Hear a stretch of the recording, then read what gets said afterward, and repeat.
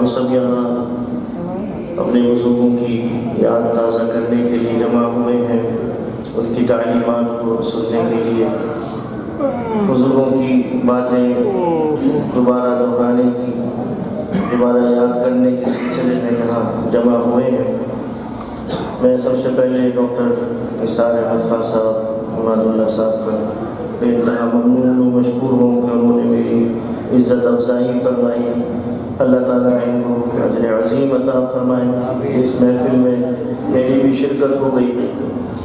میرے پیارے نبی صلی اللہ علیہ وسلم نے فرمایا کہ ایک جماعت، ایک گروہ ابھی اللہ کے ذکر کے لیے بیٹھنے بھی نہیں پاتا۔ ہم تو بیٹھ گئے، ذکر کے لیے ابھی بیٹھنے بھی نہیں پاتا ہے کہ اللہ کے فرشتے ان کو گھیر لیتے ہیں، اللہ کی رحمت ان کو ڈھانپ لیتی ہے،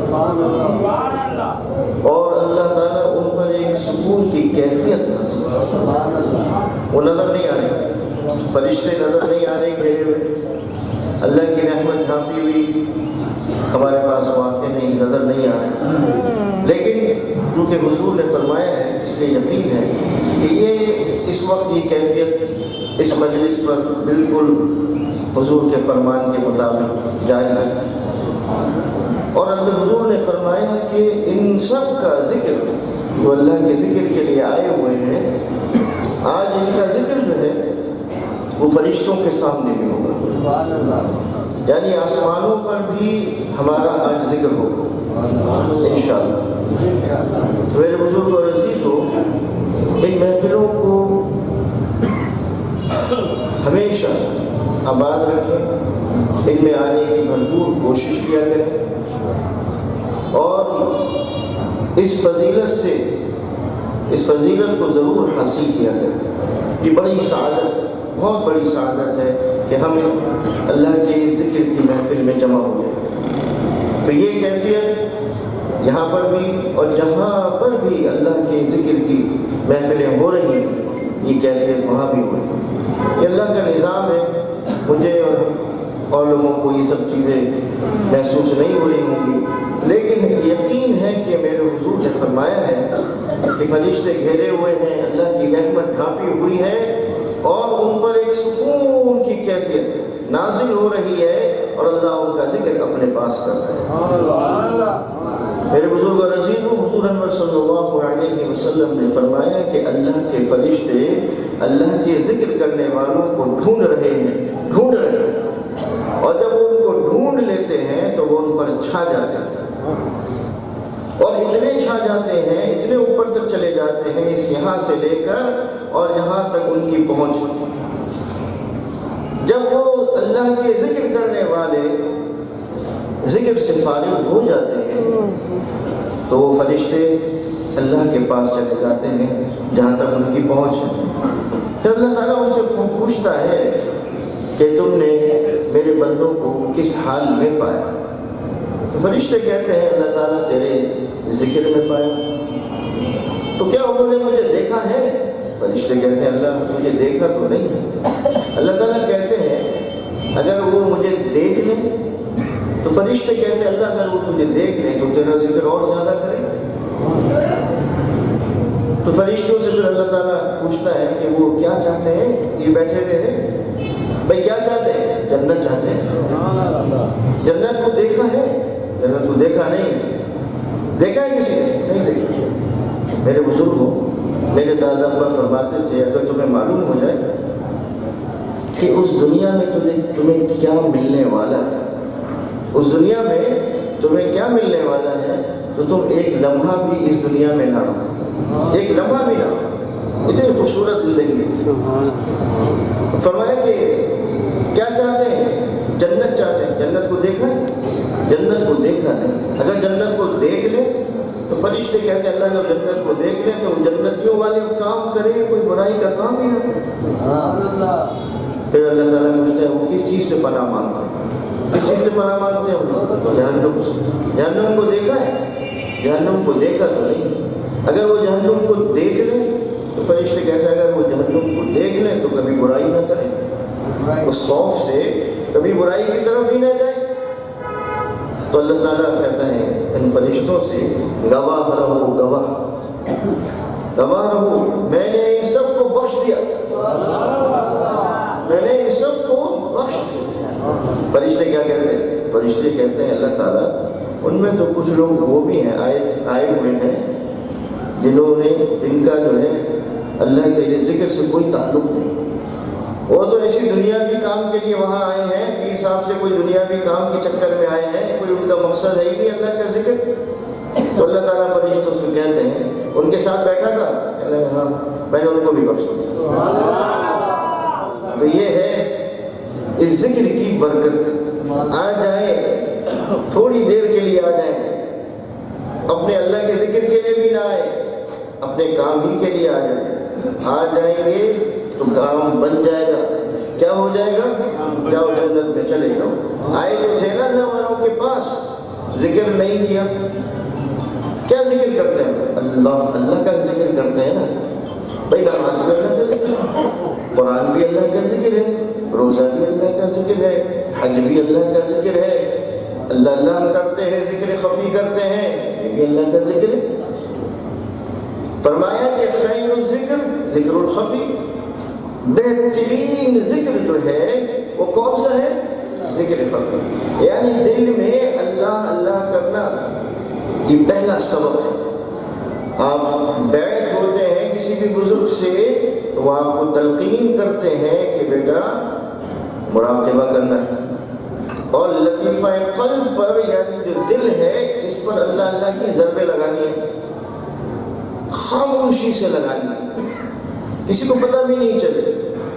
اپنے سلسلے میں تو بڑی خاموشی ہے، کوئی ریاکاری والا کام ہی نہیں کرنا ہے۔ حضرت مجدد الفسانی رحمۃ اللہ علیہ نے کیا فرمایا کہ کھانے سے بسم اللہ بھی بڑی خاموشی سے پڑھو تاکہ ریاکاری نہ ہو جائے۔ تو ہم تو اپنی تہجد بھی پڑھ رہے ہیں تو بتا رہے ہیں، کوئی نیک کام کر رہے ہیں، مسجد میں پیسے دے دیے تو سب کو بتا رہے ہیں، تو یہ سب کیا ہو گیا؟ ریاکاری۔ اپنے سلسلے میں کیا خاموشی، کسی کو کچھ معلوم ہی نہ ہو، ہم بس میں سفر کر رہے ہیں، گاڑی میں سفر کر رہے ہیں اور اپنے اللہ سے رابطے میں ہیں، لوگ سمجھ رہے ہیں کہ سو رہا ہے۔ لوگ کیا سمجھ رہے ہیں؟ یہ وہ آدمی سوتا ہی رہتا ہے۔ بہت سارے لوگ یہی سمجھتے ہیں، اگر آپ مراقبہ کر رہے ہو کہتے ہیں یہ تو سوتے ہی رہتے ہیں، لیکن کیا کر رہے ہیں آپ؟ اللہ سے اپنی لو لگائے ہوئے ہیں، اللہ اللہ کرتے جا رہے ہیں۔ تو میرے بزرگ اور عزیز ہو، یہ اللہ کا جو نام ہے یہ اسم ذات ہے۔ ہمارے ہاں ذکر خفی میں اسم ذات ہی کا ذکر کیا جاتا ہے کہ آنکھیں بند کر لو، سر کو دل کی طرف جھکا لو، یہ سر جو ہے اس کا اشارہ سر کا دل کی طرف کرو، اور آنکھیں بند کر لو اور یہ خیال کرو کہ میں اللہ کے سامنے بیٹھا ہوں جو ہر جگہ موجود ہے، اور میرا دل جو بائیں طرف ہے یہ اندر سے اللہ اللہ اللہ کر رہا ہے۔ یہ ہے ذکر خفی۔ اب اس کے کتنے سبب ہیں؟ 35 سبب۔ ہم پہلا ہی سبب نہیں کر پاتے، پہلا ہی سبب ہمارا پورا نہیں ہو رہا، 35 کیسے ہوں گے؟ تو اس کے لیے کیا کرنا پڑے گا؟ مجاہدہ کرنا پڑے گا، نفس کی پٹائی کرنی پڑے گی۔ یہ نفس جو ہے یہ ہمیں برائی پر ابھارتا رہتا ہے اور کہتا ہے کہ کل سے کر لینا، کل سے کر لینا، آج چھوڑ دو بھائی، کل سے نماز پڑھ لینا۔ آپ نے الارم لگایا موبائل پہ اور الارم بجا، بند کیا، ابھی اٹھتا ہوں، پھر سو گئے، پھر وہ ریپیٹ ہوا، پھر بند کیا، پھر سو گئے، پھر بجا، پھر بند کیا۔ اب کہتے ہیں کہ اب اٹھوں گا، واش روم جاؤں گا، جب تک مولوی صاحب نماز ہی ختم کر دیں گے کل سے پڑھوں گا۔ اب کیا کروں گا؟ کل سے پڑھوں گا۔ پھر کل آتی ہے، پھر کل آتی ہے، آتی جاتی رہتی ہے، لیکن ہم نہیں ہوتے۔ شیطان کہتے ہیں نا کہ شیطان کے راستے کی پیروی نہ کرو، وہ تمہارا کھلا دشمن ہے۔ ہم نے کس کو راضی کیا؟ علامہ اقبال نے کیا فرمایا؟ گرا کس قدر تم پہ صبح کی بیداری ہے، گرا کس قدر تم پہ صبح کی بیداری ہے، ہم سے کب پیار ہے ہاں نیند تمہیں پیاری ہے، نیند پیاری ہے نا؟ اگر اللہ سے محبت ہوتی تو اٹھ جاتے صبح، ہاں صبح نوکری پہ جانا تھا تو اٹھ گئے، اٹھے نا، کیوں تنخواہ کٹ جائے گی، اسکول سے آواز آئی تو چلے گئے، صبح مؤذن نے آواز دی حی علی الصلاح حی علی الفلاح، آ جاؤ نماز کی طرف، نہیں گئے، اس نے کہا حی علی الفلاح، آ جاؤ کامیابی کی طرف، نہیں گئے۔ کامیابی کہاں نظر آ گئی؟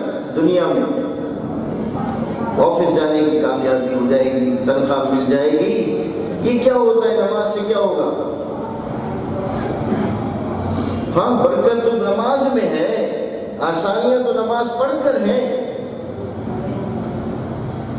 اسکول والوں نے کہا حی علی الاسکول حی علی الکالج حی علی الیونیورسٹی، سب اٹھ گئے، تھوڑی دیر پہلے اللہ بلا رہا تھا، کوئی نہیں، یونیورسٹی کے لیے اٹھ گئے، کالج کے لیے اٹھ گئے، اسکول کے لیے اٹھے، لیکن اللہ کے لیے نہیں اٹھے۔ یہ تو آخرت میں پتہ چلے گا، جب درے لگیں گے، پٹائی ہوگی، پھر پتہ چلے گا وہ بڑا نقصان ہو گیا۔ تو ابھی طاقت ہے، زندگی ہے، زندگی میں تبدیلی ہے، کوئی مشکل تھوڑی۔ مولانا دستگیر صاحب، فضل علی قریشی صاحب، ڈاکٹر غلام مصطفیٰ صاحب، سید زواد حسین شاہ صاحب، محمد سعید قریشی، لال شہباز قلندر، داتا صاحب، خواجہ معین الدین چشتی، کیا ہے؟ ہمیں جیسے انسان ہیں، کیا کیا انہوں نے؟ مجاہدہ کی، محنت کی، نفس کو ختم کر دیا۔ نفس کہتا رہتا ہے، برائی کرواتا ہے، لیکن انہوں نے کہا نہیں، اس کی پٹائی کریں گے، اس کا کہنا نہیں ماننا۔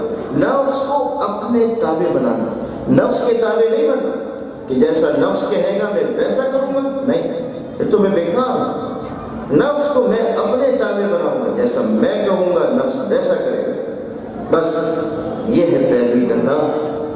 اللہ تعالیٰ کہ نفس کو اپنے قابو میں کر لیا، کامیاب ہو گیا۔ تو ہمیں اس دنیا میں بھیجا کس لیے ہے؟ اللہ تعالیٰ نے یا ایھا الناس اعبدوا، اے لوگوں اپنے رب کی عبادت کرو۔ عبادت تم کرتے نہیں، عبادت کو ہم نے سوچا ہے 60 سال کے بعد، جب ریٹائر ہو جائیں گے، جب رشوت کے دروازے بند ہو جائیں گے، سود کے دروازے بند ہو جائیں گے، حرام کے دروازے جب بند ہو جائیں گے، تو پھر بدبودی بحالت مجبوری اللہ کرنی ہی پڑے گی۔ ابھی تو نہیں، بعد میں ہی کریں گے۔ ہم اور آپ نماز میں کہتے ہیں اہدنا الصراط المستقیم، آدمی پڑھتا ہے، جو بھی نماز پڑھتا ہے وہ اہدنا الصراط المستقیم کے بغیر نماز ہی نہیں پڑھتا ہے۔ ہاں، اللہم اہدنا الصراط المستقیم، ہم کو سیدھے راستے کی ہدایت عطا فرما، لیکن ابھی نہیں، 60 سال کے بعد ہم خود ہی نہیں چاہتے نا بھائی، میں خود ہی نہیں چاہتا کہ مجھے ہدایت مل جائے۔ اگر مجھے ہدایت مل جائے گی تو میں پھر گناہ کیسے کروں گا؟ تو میں خود ہی نہیں چاہتا کہ مجھے ہدایت مل جائے۔ اگر میں خود لینا چاہوں تو اللہ تو مجھے ہدایت دے دے گا، سیکنڈوں میں مل جائے گی ہدایت، لیکن لینا تو چاہوں، جیسے ان لوگوں نے لے لی، ہمارے اسلاف نے لے لی، بزرگوں نے لے لی، ہم بھی لے سکتے ہیں، ہم بھی ویسے بن سکتے ہیں۔ کوشش کرنے کی دیر ہے نا بھائی۔ ہم گناہ کرتے ہیں 30 سال 40 سال 50 سال گناہ کرتے رہتے ہیں، پھر آپ کو کبھی ٹرننگ پوائنٹ آپ کا آ جاتا ہے اور آپ کی اصلاح ہو جاتی ہے، تو آپ اللہ کی طرف لو لگانے جاتے ہیں، اللہ سے معافی مانگنے جاتے ہیں، اللہ کے آگے جھک جاتے ہیں، تو اللہ تعالیٰ یہ تو نہیں کہتا کہ تم نے ابھی تو 50 سال گناہ کیے ہیں، آ جاؤ پہلے 50 سال نیک کام کرو پھر معاف کروں گا، کہہ سکتا ہے؟ اللہ ہے، اللہ اکبر، اللہ سب سے بڑا ہے، وہ جو چاہے گا۔ کبھی اس نے یہ نہیں کہا کہ پہلے نیک کام کرو، 30 سال تم نے 40 سال 50 سال گناہ کیے ہیں، پہلے آ جاؤ، پہلے یہ 50 سال جو ہے نیکیاں کرو، پھر میں تمہیں جنت میں اور تمہارے گناہوں کو بھی معاف کروں گا، جنت میں بھی بھیج دوں گا۔ لیکن اللہ یہ نہیں کہتا، اللہ کہتا ہے آ جاؤ، ایک لمحہ ایک لمحے میں وہ سارے گناہ بخش دوں گا. ان اللہ یغفر الذنوب جمیعا، بے شک اللہ بخش دیتا ہے بہت سارے گناہوں کو. انہ هو الغفور الرحیم، بے شک وہ غفور ہے، بخشنے والا ہے، رحم کرنے والا ہے. وہ تو بخشنے کے لیے بیٹھا ہے. اور پھر کیا فرمایا؟ فَأُولَٰئِكَ يُبَدِّلُ اللَّهُ سَيِّئَاتِهِمْ حَسَنَاتٍ. اچھا اب اللہ یہ بھی کہتا ہے کہ جو تم نے گناہ کیے 30 سال 40 سال 50 سال 60 سال جتنے کے آ جاؤ، معافی بھی، اور ساتھ میں ان گناہوں کے بدلے میں ان کو ہم نے گناہوں کو بھی نیکیوں میں تبدیل کر دیں گے.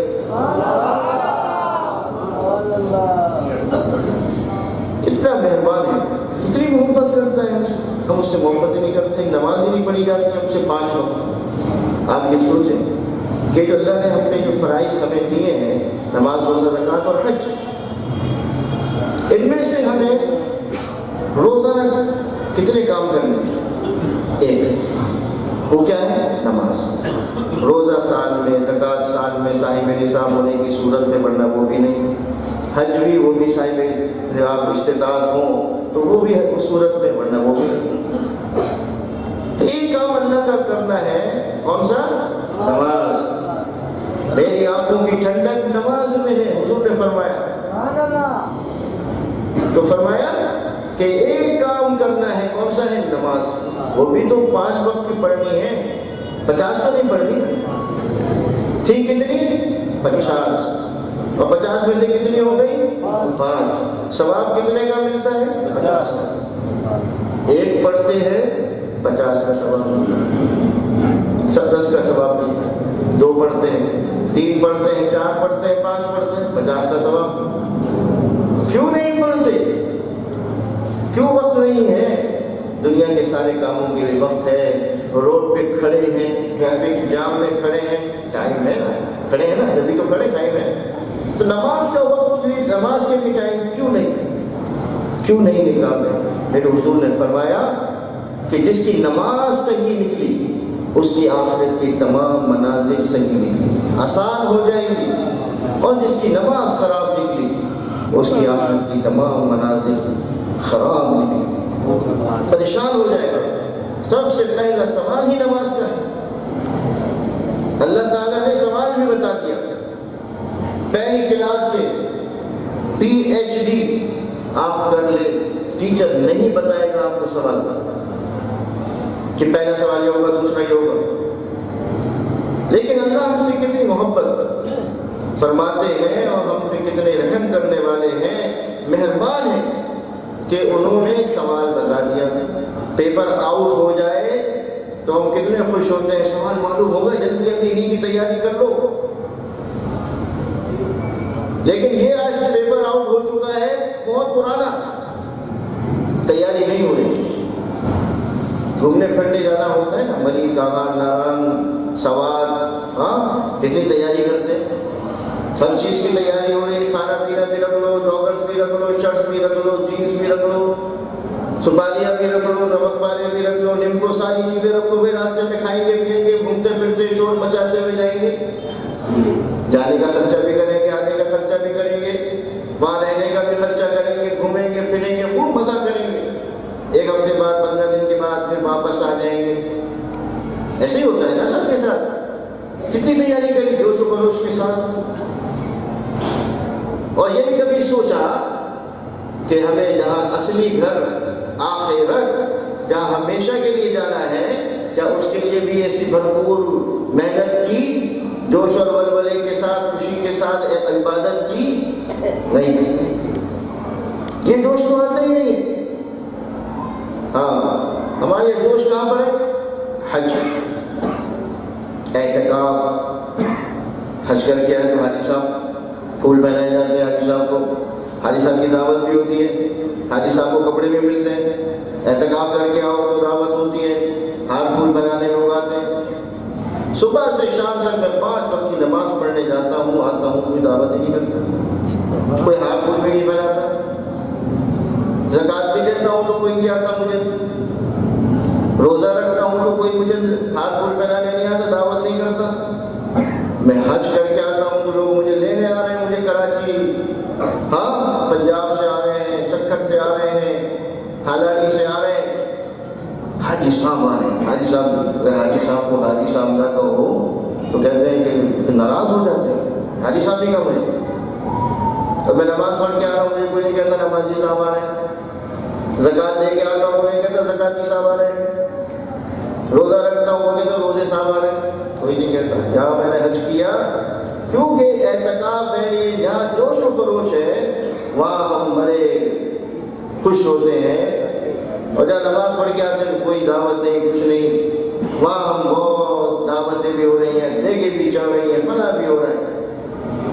اور ایک کام جو ہم نماز کا کرنا چاہتے ہیں، پڑھنا چاہتے ہیں، وہ بھی پڑھنی چاہیے، وہ بھی ہم دور بھاگے جا رہے ہیں، ہم نماز سے دور ہوتے جا رہے ہیں۔ اکثر آپ دیکھیں کہ فجر کی نماز میں ایک صف بہت مشکل ہوتی ہے، بہت مشکل۔ یہی جوش و خروش رمضان میں دیکھیں، ابھی رمضان آ جائیں گے تو کیا دیکھیں گے آپ؟ جوان آگے، بوڑھے پیچھے، رمضان ختم، بوڑھے آگے، جوان گھر۔ یہی ہوتا ہے نا، یہ کیوں آتا ہے جوش؟ اب وہ کہتے ہیں کہ ہاں شیطان بند ہو جاتا ہے رمضان میں، اللہ کرے ہمیشہ ہی بند ہو جائے۔ یہ لوگ مسجد میں آباد کریں، آ جائیں مسجد میں، مسجد تو ہے ہی اللہ کے گھر، اللہ کا گھر ہے۔ ہم گئے وہاں شاہ ولی اللہ رحمۃ اللہ علیہ کے مزار پر، دہلی کی اس مسجد میں جو وہاں پہ نئی تعمیر ہوئی ہے، پہلے حضرت شاہ ولی اللہ محدث دہلوی رحمۃ اللہ علیہ کے زمانے کی جو مسجد ہے وہ بہت پرانی ہو گئی، تو حضرت شاہ ولی اللہ رحمۃ اللہ علیہ اس مسجد میں جنات کو درس دیا کرتے تھے حدیث میں۔ اور ایک اور حضرت جو مسجد بنائی ہے، اب نہیں ہے تعمیر اس کے باہر ایک شعر لکھا ہے، وہ شعر کیا ہے؟ خدا سے مانگ جو کچھ مانگنا ہے اے اکبر، اکبر الہ آبادی، خدا سے مانگ جو کچھ مانگنا ہے اے اکبر، یہی وہ در ہے جہاں آبرو نہیں ڈرتی، یہی وہ در ہے جہاں آبرو نہیں ڈرتی۔ مجھ سے مانگو گے میں نہیں دوں گا، میں آپ سے مانگوں آپ نہیں دیں گے، عزت چلی جائے گی۔ ہاں اللہ کے سامنے گر گراتے رہو، کسی کو پتہ ہی نہیں، چپکے چپکے اللہ سے باتیں کرتے رہو، دے نہ دے عزت تو نہیں جائے گی، لیکن یقین کے ساتھ مانگو۔ حضور نے فرمایا کہ اللہ سے یقین کے ساتھ مانگو، دعا قبول ہو گئی، پتہ نہیں کہ ہوئی کہ نہیں ہوئی، یہ بات نہیں ہو گئی۔ اور فرمایا کہ آخر میں آمین کہہ دیا کرو، یہ مہر لگا دینا ہے کس چیز کی؟ قبولیت کی، ضرور آمین کہا کرو، قبولیت کی یہ مہر ہے، اور یقین کے ساتھ دعا کرو کہ قبول ہو گئی۔ نماز قبول ہوئی کہ نہیں ہوئی؟ پڑھی تھی نماز قبول ہوئی کہ نہیں؟ بزرگوں نے فرمایا کہ ایک نماز کے بعد دوسری نماز کی توفیق ہو گئی، سمجھو پہلی قبول ہوئی ہے، جبھی تو بلایا قبول ہوئی، جبھی تو اللہ نے بلایا۔ مغرب قبول ہو گئی انشاءاللہ عشاء میں پہنچ جائیں گے۔ فرمایا حضور اکبر صلی اللہ علیہ وسلم نے جس نے عشاء کی نماز جماعت سے ادا کی، جس نے عشاء کی نماز جماعت سے ادا کی تو اس کو آدھی رات کی عبادت کا ثواب ملتا ہے۔ اب کیا کیا آپ نے؟ نماز پڑھی عشاء کی، سو گئے، نہ کوئی ذکر و اذکار کیا، نہ تہجد پڑھی، سو گئے، نہ قرآن پڑھا، نہ اور کوئی آ کے نوافل پڑھی، سو گئے۔ پھر فرمایا کہ جس نے فجر بھی جماعت سے ادا کر لی تو اس کو پوری رات کی عبادت کا ثواب،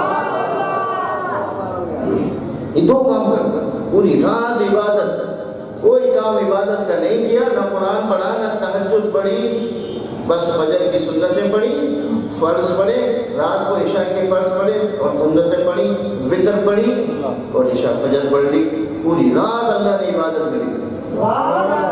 کرو نا یہ کام، اتنے چھوٹے سے کاموں پہ اتنا بڑا اجر۔ فرمایا جس نے مریض کی عیادت کی صبح تو مغرب تک اس کے لیے 70,000 فرشتے مغفرت کی دعا کرتے ہیں، 1,000 2,000 نہیں، کتنے؟ 70,000 فرشتے مغفرت کی دعا کرتا، اور جس نے مغرب کے بعد پھر کسی مریض کی عیادت کر لی تو فجر تک اس کے لیے 70,000 فرشتے مغفرت کی دعا کرتے۔ اتنا سا کام ہے، کیا ہے؟ مریض کو جا کے دیکھا، تسلی دی، دعا کری، واپس آ گیا۔ تو مریض کی عیادت میں اتنا سا فرمائے کہ جو کسی کے تعزیت کے لیے، کسی کی تجہیز و تکفین میں بھی گیا، اس کی نماز جنازہ میں بھی شرکت کی، مرنے کے بعد یہی ہوتا ہے کہ نماز جنازہ پڑھی جاتی ہے، اس کی تجہیز و تکفین ہوتی ہے، اس کے ساتھ چل کر جاتے ہیں اور آخر تک اس کے اندر دفنانے تک ساتھ رہتے ہیں، تو فرمایا حضور نے اس کو 3 قیرات کے برابر ثواب ملتا ہے۔ کتنے؟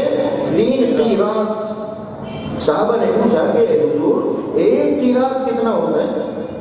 1 قیرات کتنا بڑا ہوگا؟ فرمایا 1 قیرات 1 احد پہاڑ کے برابر، 1 احد پہاڑ کے برابر ہے 1 قیرات۔ تو 3 قیرات اس شخص کو ملے جس نے نماز جنازہ بھی پڑھی، ساتھ چل کر بھی کیا، تجہیز و تکفین پوری کرائی، تو کتنے؟ 3 قیرات کے برابر ثواب ملے گا، یعنی 3 احد پہاڑ کے برابر اس کو ثواب ملے گا۔ اور فرمایا احد پہاڑ کے بارے میں کیا فرمایا؟ اس کو مجھ سے محبت ہے، مجھے اس سے محبت ہے۔ یہ پہاڑ بھی محبت کرتا ہے، آپ اس کو اوپر سے دیکھیں نا گوگل سے تو یہ اس کی شکل بھی محمد ہی ہے۔ اگر آپ کبھی موقع ملے تو اس کی فوٹو آپ کبھی دیکھیں، لوگوں نے بنائی ہوئی بھی ہے، میرے پاس بھی ہے، کہ اس کو گوگل سے اوپر سے دیکھیں گے تو یہ شکل پوری اس کی محمد۔ ہماری مسجد حیدرآباد کبھی آپ تشریف لائیں، قدرتی طور پر اس میں پتھر لگے ہیں سنگ مرمر کے، 3 جگہ بالکل صاف محمد صلی اللہ علیہ وسلم قدرت، اور اللہ بھی ایک جگہ ہے۔ کبھی تشریف لائے تو آپ دیکھیں اتنا صاف اللہ تعالیٰ نے اس کو مسجد کو نوازا ہے۔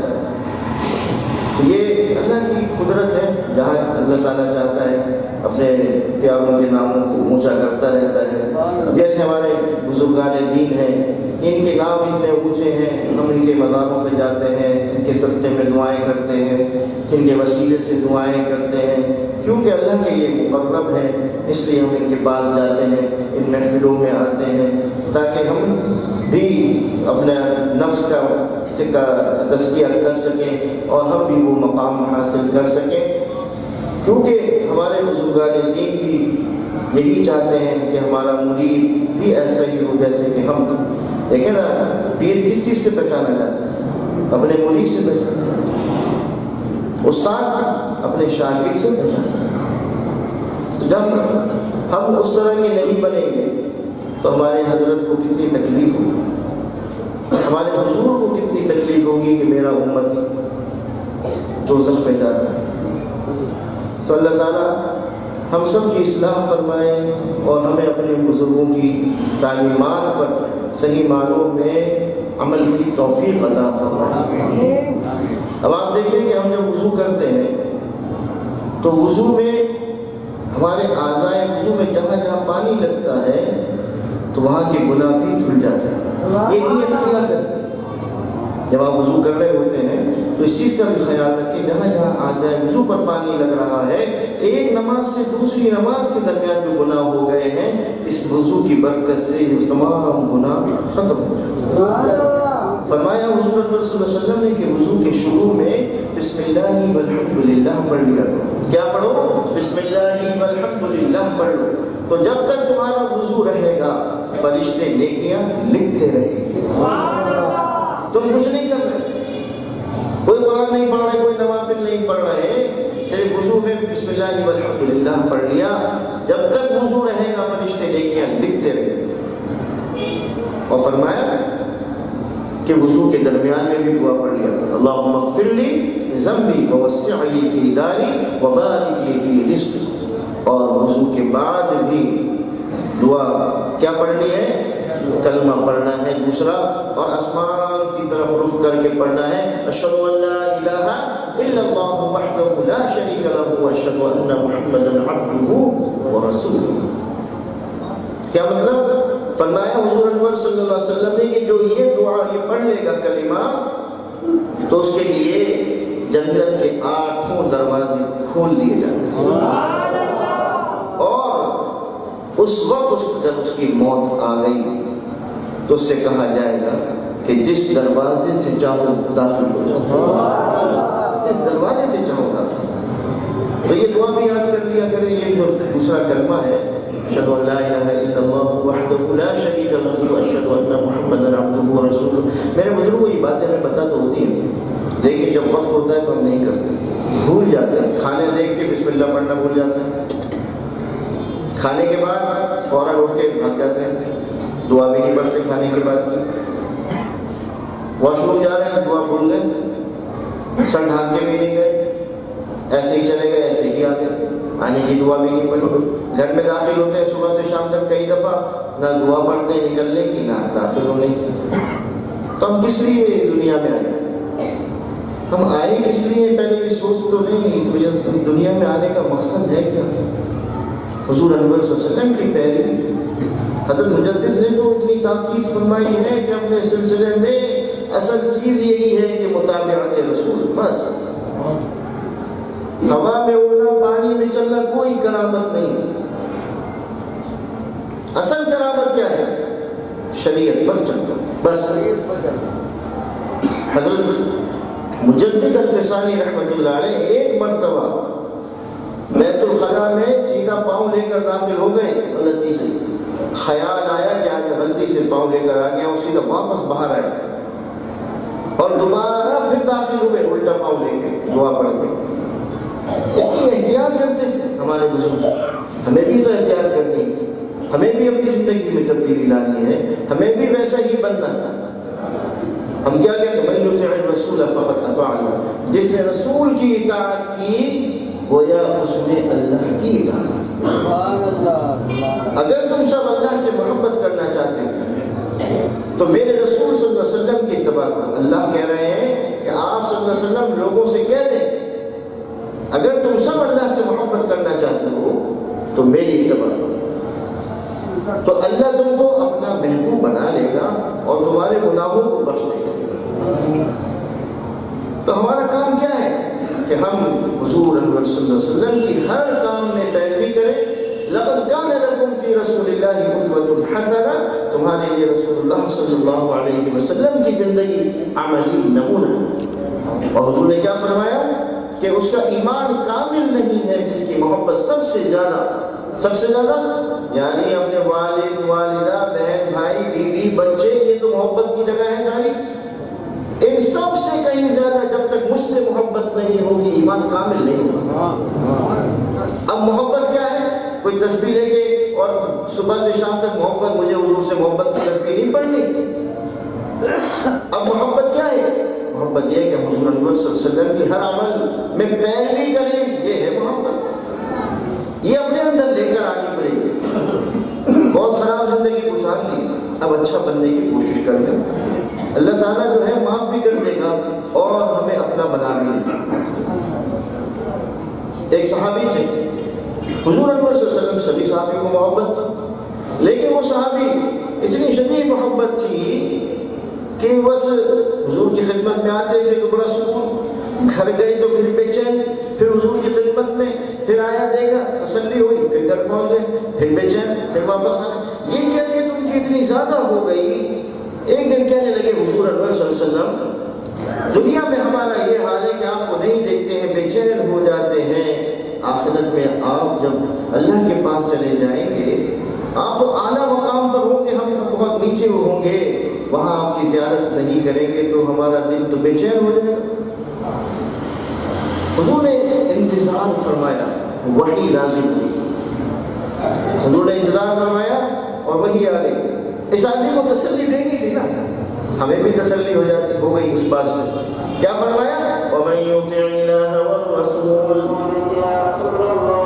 فَأُولَٰئِكَ مَعَ الَّذِينَ أَنْعَمَ اللَّهُ عَلَيْهِم مِّنَ النَّبِيِّينَ وَالصِّدِّيقِينَ وَالشُّهَدَاءِ وَالصَّالِحِينَ وَحَسُنَ أُولَٰئِكَ رَفِيقًا۔